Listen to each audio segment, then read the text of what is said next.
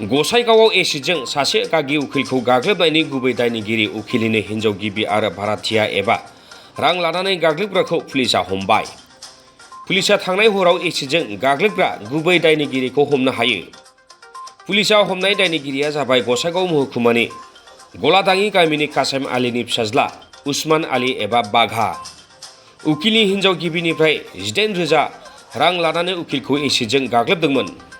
उखिल आब्दुल सामादनि हिन्जाव गिबि रसिदा बेगमा फिसायजों सुथुर जालायनायनि थाखायनो रां होनानै गाग्लोबहोनायनि अजद।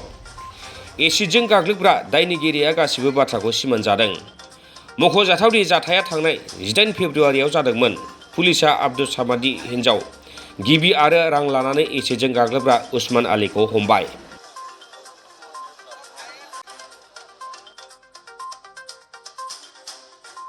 যোৱা 17/2/2023 তাৰিখে সন্ধিয়া 6:30 মান বজাত গোসাইগাঁও SDGM কোৰ্টৰ এডভকেট আব্দুল সামাদৰ ঘৰত কোনোবা অজ্ঞাত দুষ্কৃতিকাৰী প্ৰৱেশ কৰি আব্দুল সামাদক এচিড মাৰে।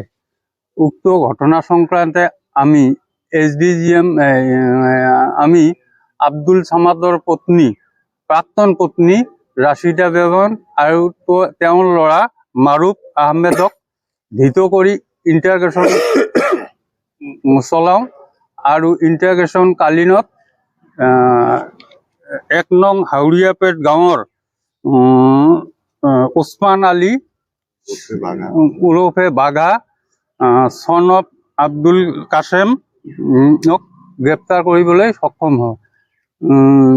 সোধপোছ কালীনত উছমান আলীয়ে উক্ত ঘটনাটো সংঘটিত কৰিছে বুলি আমাৰ আগত স্বীকাৰ কৰে। ধনৰ বিনিময়ত কৰিছিল? তেওঁ কৈছে তেওঁ ৰাছিদা বেগমৰ পৰা 17,000 টকাৰ বিনিময়ত উক্ত ঘটনা কৰিছে।